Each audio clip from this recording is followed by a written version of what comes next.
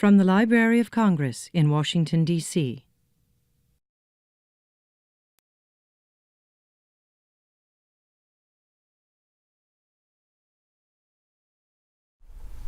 Okay, now this piece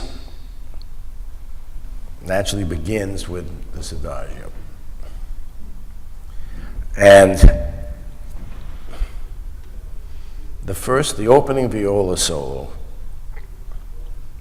is very interesting from a structural point of view in terms of how these rows work. So what I would like to do is just play the first few bars just up to the violin entry, just so anybody who's looking and listening can hear it. So, could you just play that opening?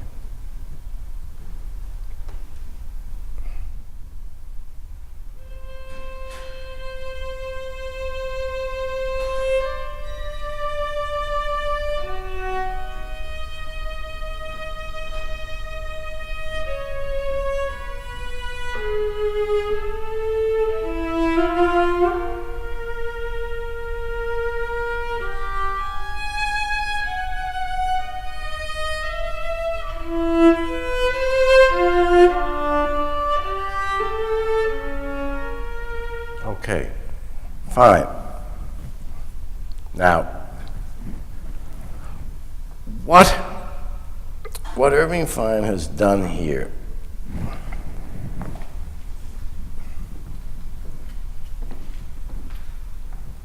is that the first 12 notes that you're playing are these notes.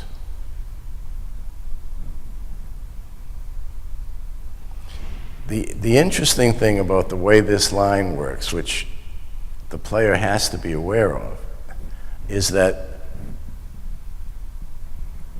this is a very lyrical line, but the last note is a grace note. Now, the last note usually goes into another row.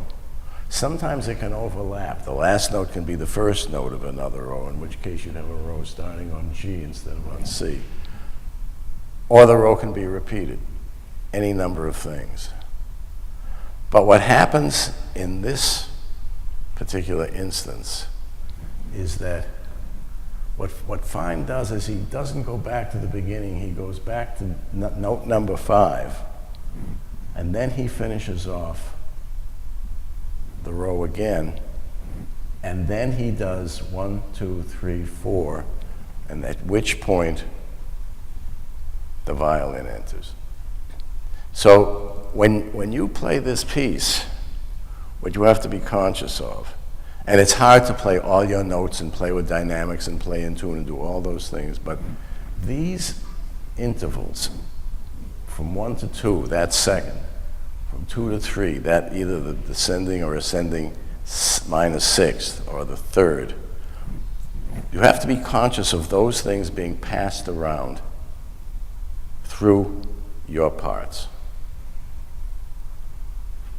So let's just start this movement and take it this time just up to the cello entrance.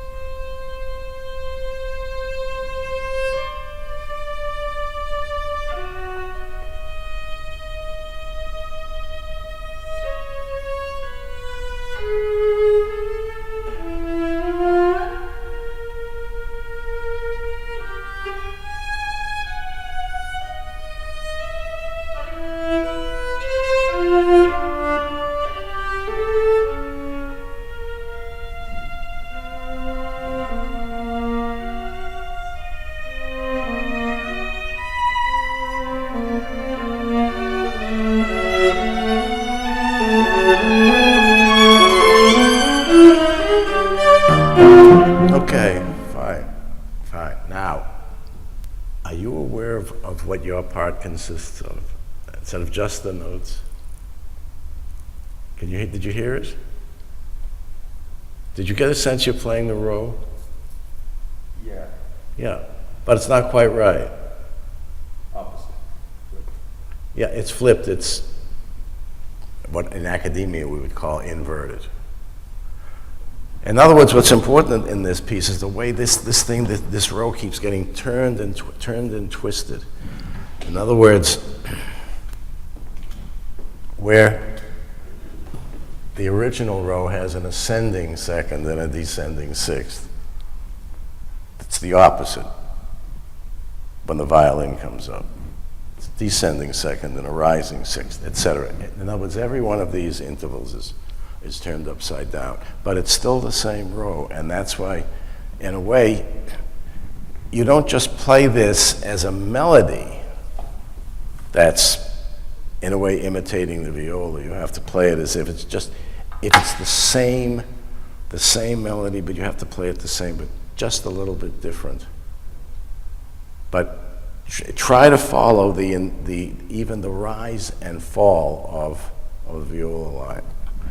Okay, now there's a funny notation here right at the beginning in the viola. Piece starts with a rest, and then in a way the down bow is almost backwards. Piano, very soft, almost coming out of nowhere. You would think it would want to be an up bow, but it isn't. In other words, it's not like a quiet beginning of a piece. It's like a quiet interruption of a piece. One of the characteristics of Fine's music, and he does it all the time, is that pieces often start as if they're in the middle of the piece. The experience of, you turn on a radio and you come into the middle of a piece. That's part of this. Now, what's difficult is the down bow you can almost not prevent a little bit of a stress on a down bow, but you mustn't. You should start this piano espresso as if it's coming out of nowhere. Now that means you can start with almost no sound, and that you can interpret that espresso as making a little crescendo, adding a little vibrato, doing something, coloring that note. So suddenly that one note just kind of appears from no place. Almost like starting in the dark and the lights come on as you play. And then that line moving forward. And then the entrance of the violin, same thing. Same thing. Your dynamic may not match the viola dynamic. In other words, your F may not be the same dynamic as the B flat, because that B flat is still in the process of making a diminuendo, and you kind of have to come in underneath it, so that as his line's coming down, your line's coming up. Why don't we try again the opening just up to about bar 10. Then we'll start to build up bigger segments of the piece, okay?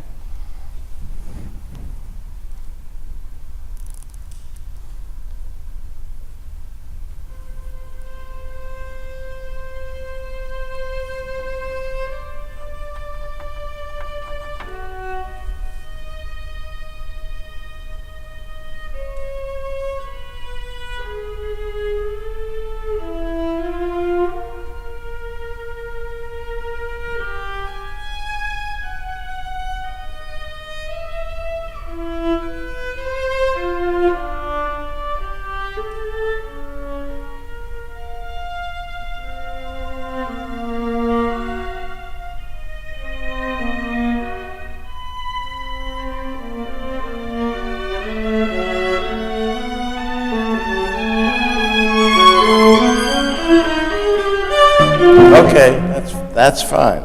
It's a little bit too timorous at the beginning. and you know, psychologically, in a way, it almost helps you if you don't look at the music. You kind of look off to into the air someplace. Now, one of the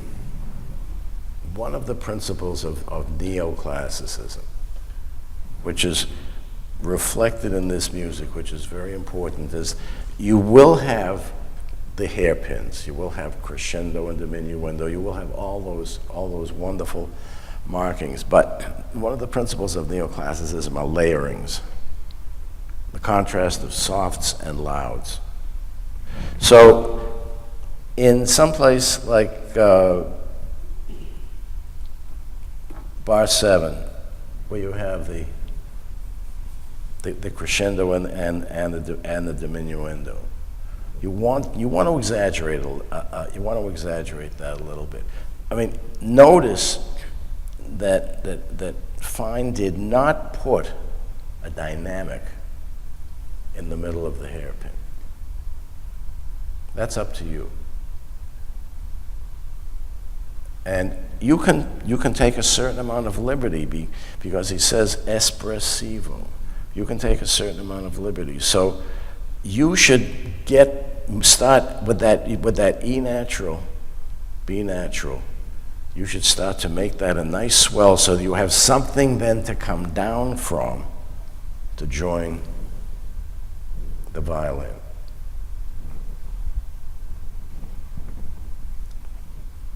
What's very important, 10, 11, 12, when you get to 12,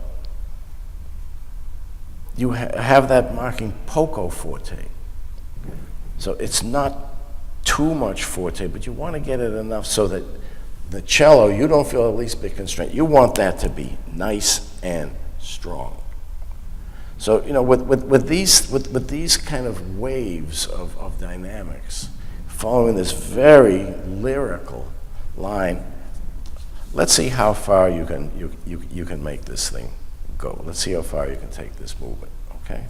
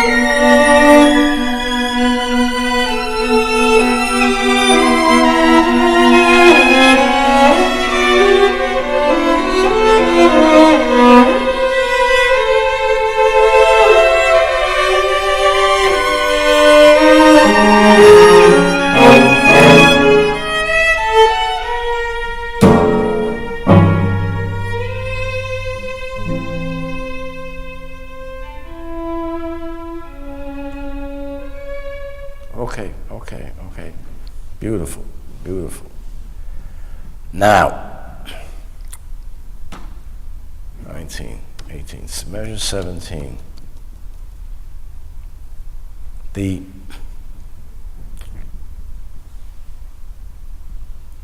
Maybe it's a function of the rubato. This is a very interesting marking. He talks about loud, intense, and sweet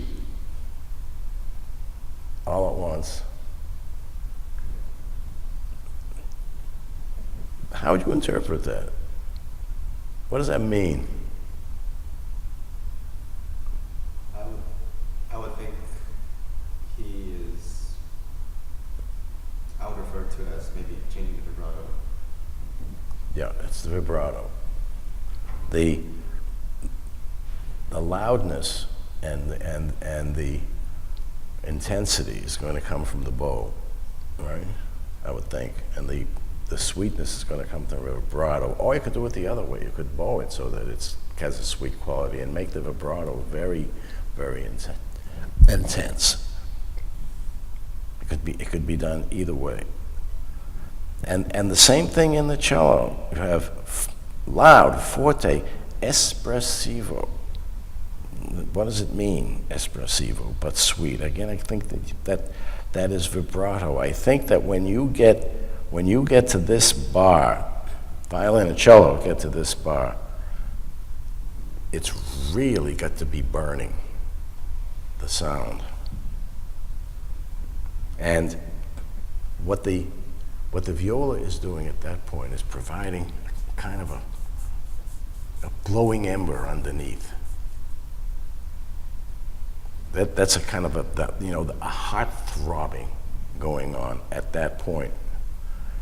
And part of the espressivo, is that when you get to measure 19, he says, keep it moving. Keep it moving, keep it moving, keep it moving until you get to that allegando. And look at the marking again, molto con espressione, so much expression. And then it can start to tail off after those big cello chords. And don't rush the first two. Don't rush that eighth note. I mean, you guys know what he's doing when you measure 21, 2. With those two pizzicato chords, you know, for example, that you don't play your A flat, E flat triplet until after you hear the cello. So you can you can pull back just a little bit, almost imperceptibly, expressive, and when you hear, I mean, that's easy, even I could do that. When you hear the second one, you come off. You don't count at that point, you have to listen.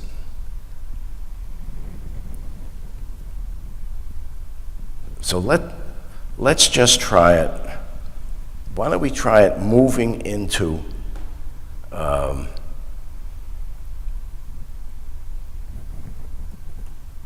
19, 18, 17. Why don't you take bar 16 and just move it into that section and go all the way up to the comma.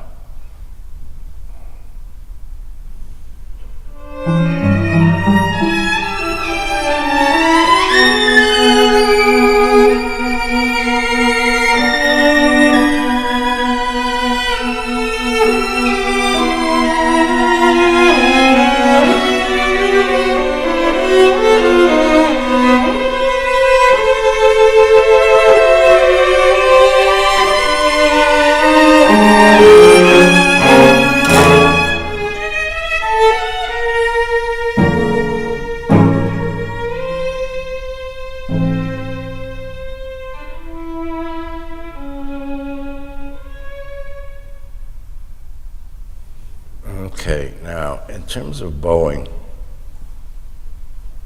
at measure 21, 2, 3, 4, the C, you're doing that up bow, right? Even if it's done up bow, it should have the feeling of a down bow. It says poco accent, but coming after that pits, D, should sting a little bit more. I don't know, do you want to change the bowing, perhaps, and be able to do a down bow on it?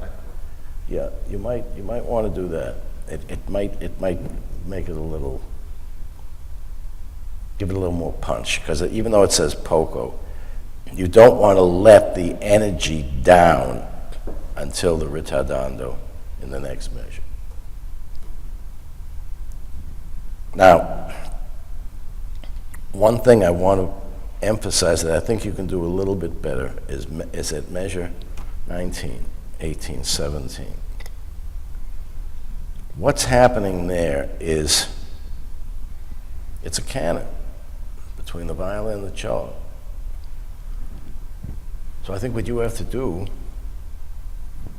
you have to listen to the violin, and you have to match in a sense, the way he's playing it in terms of intensity, in terms of vibrato, in terms of the way the notes are colored. So that when you start that, particularly that descending line from the high B to the A, that's imitating the D to the C. That passage, your passage starting on the second beat of 18 is imitating the violin from the second beat of 17. And you have to be conscious of that. You have to be almost looking at him and playing off that. So let's just take just the two of you, just the violin and cello at measure 17.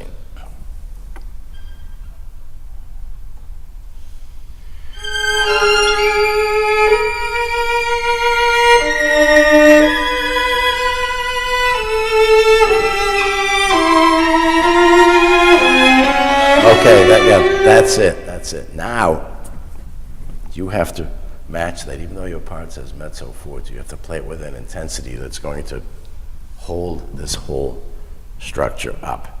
So why don't we put all of you at 17 now?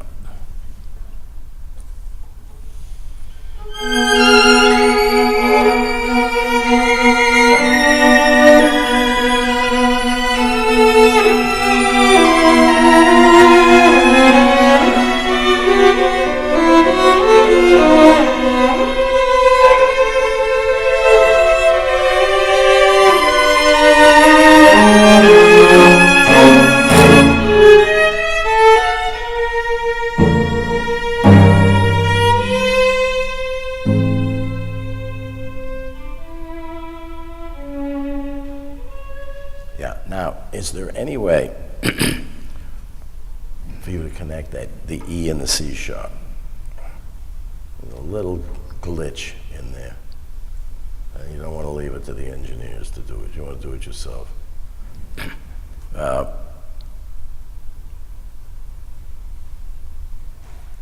Is it a shift? Are you shifting? I didn't notice it. Where was it? No. Which measure? Well, the ritardando. We go from the E natural to the C sharp. There's a break. I mean, Yeah. oh, Yeah, twice. okay. And I think it's maybe you just have to rethink the way you're bowing it or whatever. But it should be very smooth. And again, nobody else is playing in that measure. And it's a ritardando. There's no pulse at that point. So you don't have to rush into that C sharp. You can take your time to make your diminuendo, but make it, because it's completely exposed. You can't hide behind anybody else. So you've got to have it as smooth as possible. Do you want to try it once? You want to just try it together?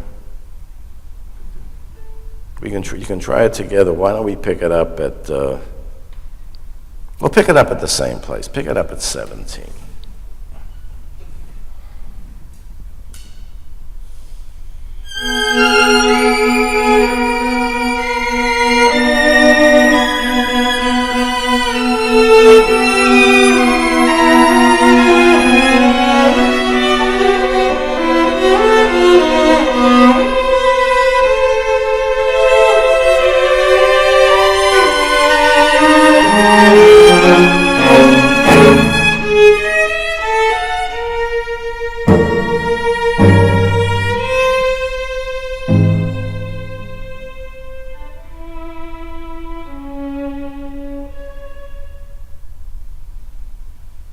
Okay, now,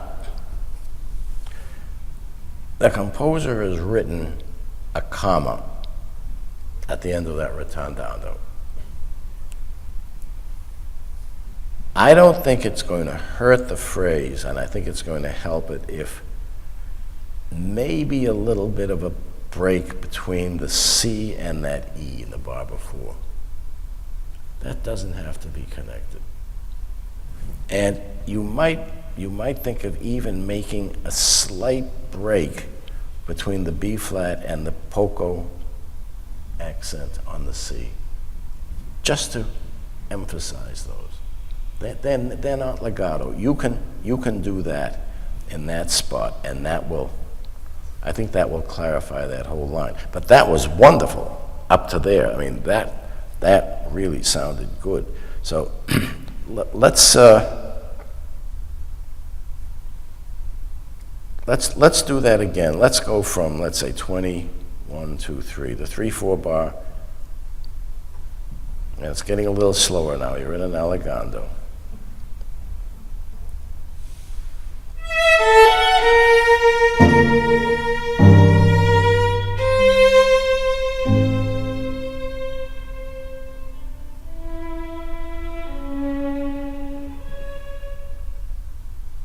Okay, now don't do it so much that the first eighth of the 4/4 is a quarter note.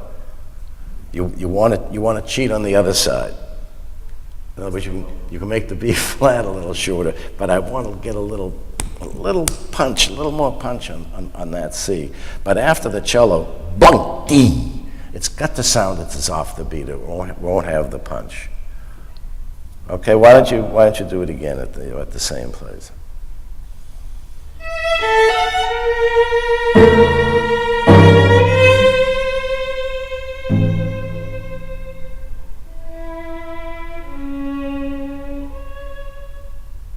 Good. Okay, what I think we should do now, I think we've got the time, I would go back to the beginning and go up to this point, and let's move on just a bit, okay?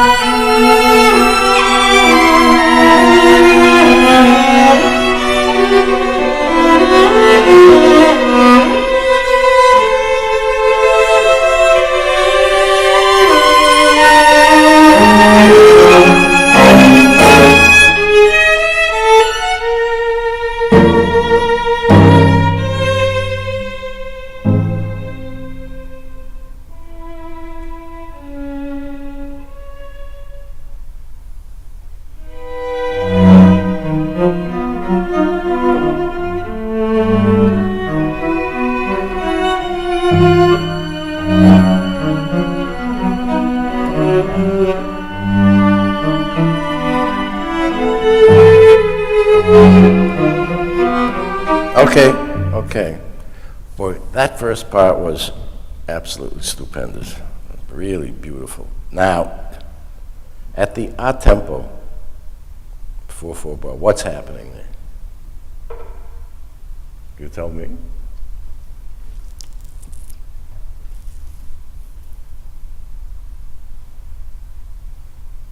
Viola? Viola is the tone row. It's the same row. It's this row, but it's starting a different note. But it's the same row. Now you have to interpret. Violin has mezzo piano. Viola has mezzo piano, espressivo, molto cantando, which is close enough to the opening, piano, espressivo, molto legato. It's going to be a little bit louder. The cello is marked way down, a light accompaniment. Now, you have to make a decision, what does mezzo piano mean in this spot? But if you make it too soft, it's going to lose its energy. You don't want that to happen. You want to keep that energy. You want to hear this viola line all the way to measure 37, to the end of 37. This is a long viola solo. Irving Fine loved the viola. I don't know, does the name Joseph de Pasquale mean anything? Big Joe. Joe de Pasquale was the principal violist of the Boston Symphony Orchestra. And of course, Irving Fine composed in Boston. He was one of the people in Boston. And he wrote one piece with a marvelous viola solo that you would love to play, a piece called Notturno for string orchestra, with a wonderful string solo that he wrote for him, for Joe. Joe then he left and went to Philadelphia Orchestra. The viola was always a very important lyrical voice, and that's why there's so much of it, particularly in these outer movements. So what you have to do is play this a little more than mezzo piano, but not loud, but loud enough so that the violin and cello can still play in an accompanying mode without sounding fragile. So I would mark that up a bit in your head, and not in terms of loudness, but in terms of this is my solo. What did I do? This is my solo. So you play it psychologically that way. It doesn't have to be louder, it has to be, okay, listen to me. And then you have to still listen to each other and the viola, and keep it underneath, but enough so that you get the rhythmic interest of what's happening underneath. So why don't we start that again from right there at the tempo. Now you can interpret that comma from before as very free. Clear the air. Take a breath.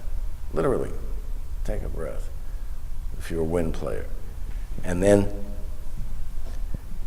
when you get into this section, very important to feel it moving ahead a little bit faster. The quarter note equals 68. You know, and we're not sitting here with metronomes. We're listening to the music and listening to how it's sounding. You want to feel it not pushing, but you want to feel it as just opening up a little bit, moving along.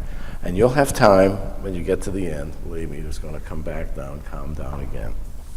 So why don't we take it right at that 4/4 bar with a tempo poco più mosso.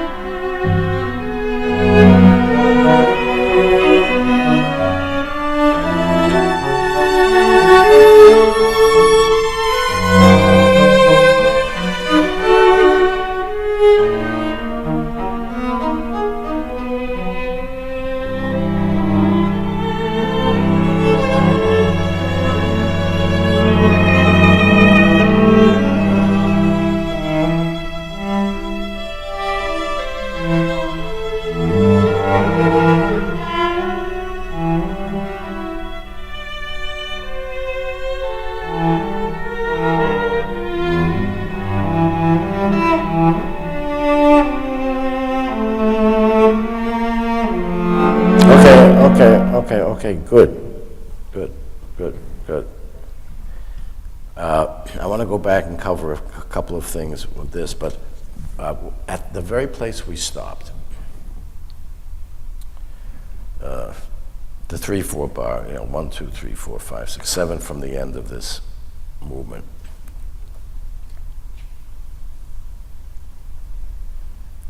You played you played the part beautifully, but what it sounded like is that the C was the beginning of a phrase.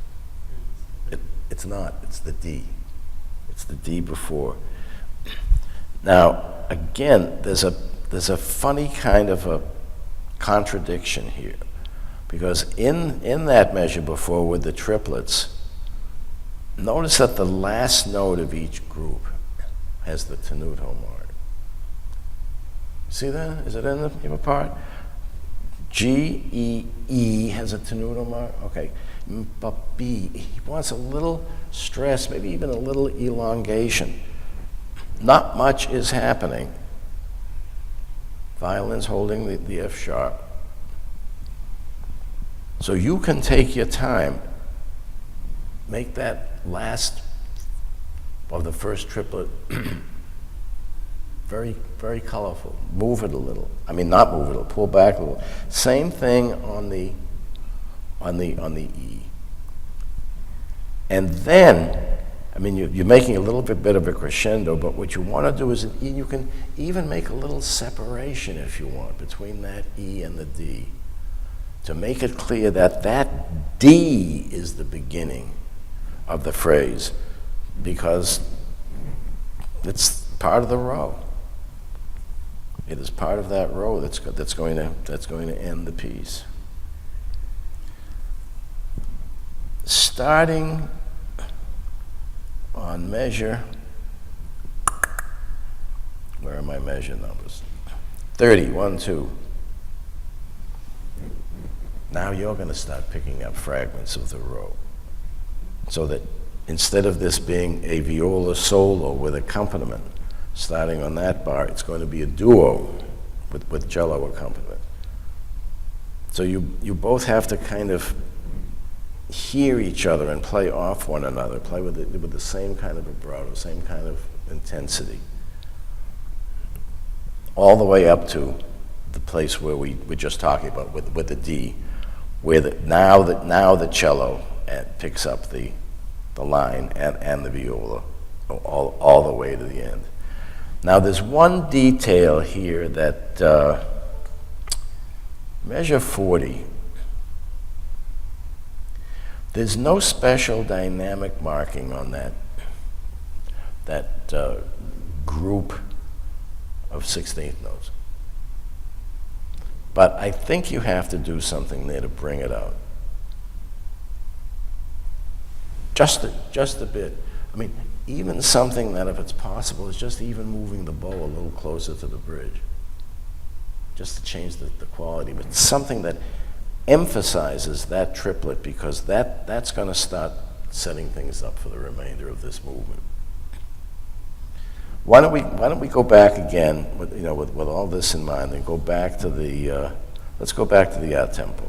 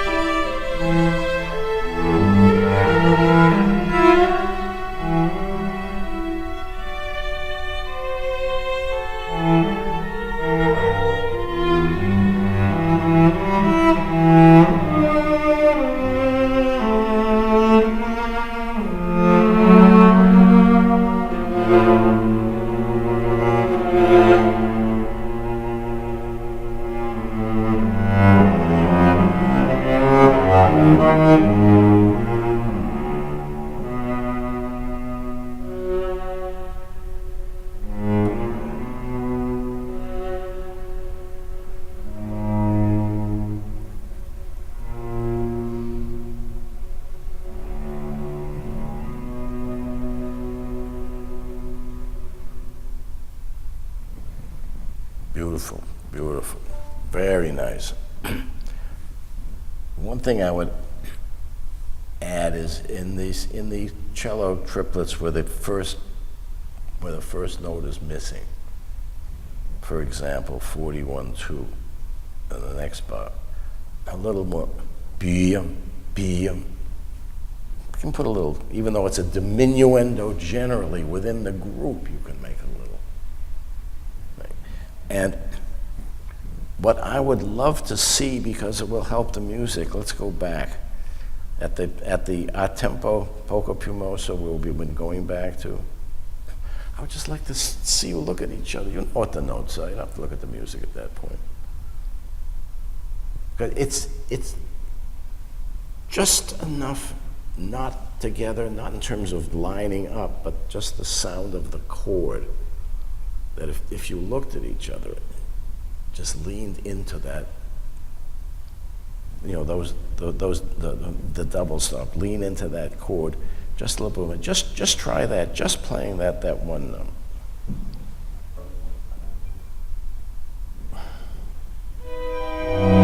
You see, it's kind of going boy, ja. Yeah, it's hard to do things like this. It's easy to wiggle all over the instrument, you know, but that's hard to do. Try it again.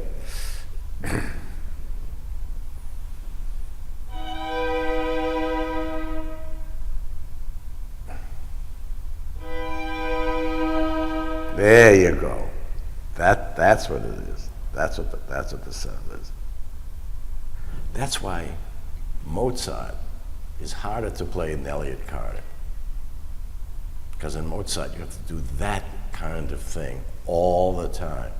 This is a neoclassical piece. This comes out of the Mozartian tradition. It's that kind of elegance of attack. That's very important. And what I'd like to do is have you play it once again from the a tempo, okay? Then take a deep breath, and then let's go back and do the whole section, and we'll have it covered. But before we do that, the opening of the piece, it occurs to me, you're starting with your bow slightly up, right? You start with the bow on you're starting with the bow on the string. Yeah, try it with the bow on the string. Let me just hear that. Yeah, I think so. Because then you don't have any of the one or two hairs starting. Everything's in place, and you just have to draw it. I think that would be more elegant. So let's do those two things. We'll just take a few minutes to start from that a tempo, and go to the end, keeping in mind that buy out. Dance-like in a way.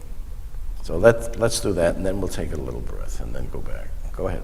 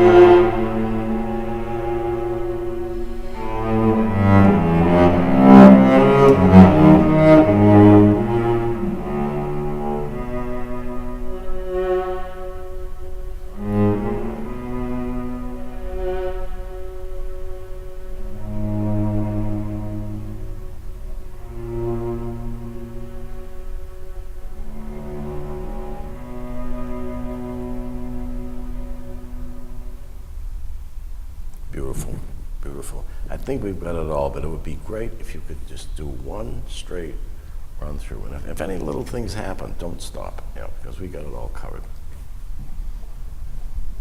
And I think starting on the string would be better.